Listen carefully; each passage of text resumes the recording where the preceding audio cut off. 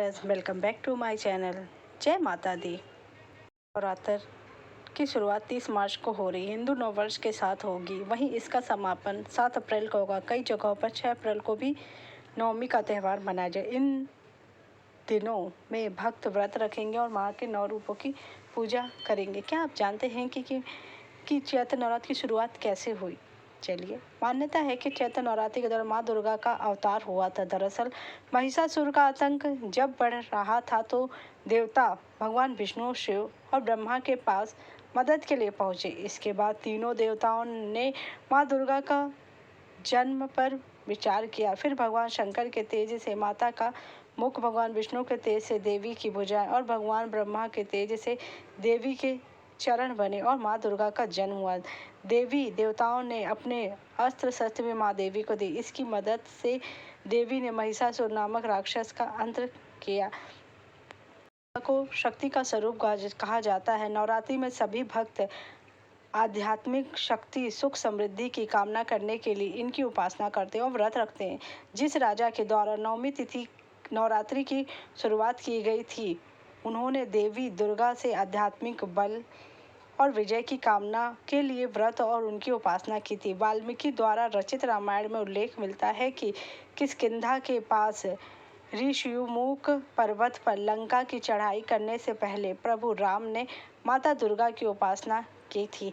ब्रह्मा जी ने भगवान राम को देवी दुर्गा के स्वरूप चंडी देवी की पूजा करने की सलाह दी और ब्रह्मा जी की सलाह पाकर भगवान राम ने प्रतिपदा तिथि से लेकर नवमी तिथि तक चंडी देवी की उपासना और पाठ किया। ब्रह्मा जी ने चंडी पूजा पाठ के साथ ही राम जी को बताया कि आपकी पूजा तभी सफल होगी जब आप चंडी पूजा और हवन के बाद 108 नील कमल भी अर्पित करें। नील कमल दुर्लभ माने जाते। राम जी ने अपनी सेना की मदद से 108 नील कमल ढूंढ लिए, लेकिन जब रावण को यह पता चला कि राम चंडी देवी की पूजा कर रहे हैं और नील कमल ढूंढ रहे हैं तो उसने अपनी मायावी शक्ति से एक नील कमल गायब कर दिया।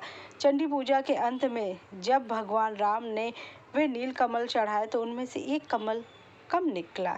यह देखकर वह चिंतित हुए और अंत में उन्होंने अपनी कमल की जगह अपनी एक आँख माता चंडी को अर्पित करने का फैसला। अपनी आँख अर्पित करने के लिए जैसे ही उन्होंने तीर उठाए तभी माता चंडी प्रकट हुई और माता चंडी उनकी भक्ति से प्रसन्न होकर उन्हें विजय का आशीर्वाद दिया।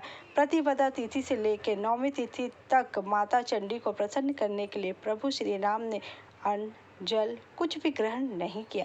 9 दिनों तक माता दुर्गा के स्वरूप चंडी देवी की उपासना करने के लिए बाद भगवान राम को रावण पर विजय प्राप्त हुई। ऐसा माना जाता है कि तभी से नवरात्रि मनाने और 9 दिनों तक व्रत रखने की शुरुआत हुई। ऐसे में भगवान राम की नवरात्रि के 9 दिनों तक व्रत रखने वाले पहले राजा और पहले मनुष्य रहे।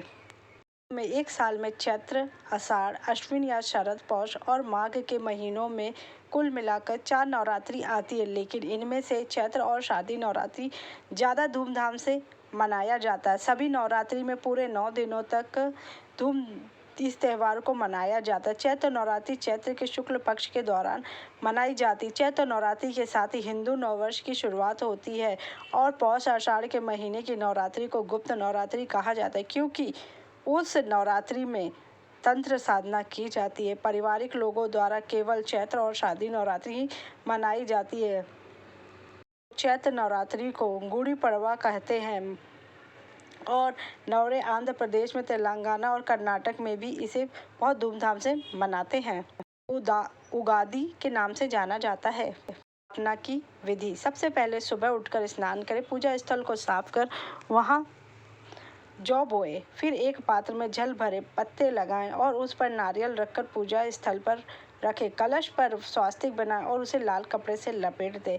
पूजा स्थल पर 9 दिनों तक दीप जलाएं, माँ दुर्गा का आवाहन करें और फिर माता के मंत्रों का जाप करें। इसके बाद भोग में फल, दूध, मिष्ठान आदि अर्पित करें। अंत में माता की आरती करें। अष्टमी और नवमी के दिन कन्या पूजन अवश्य करें, जिससे कि आपका व्रत पूरा हो जाए।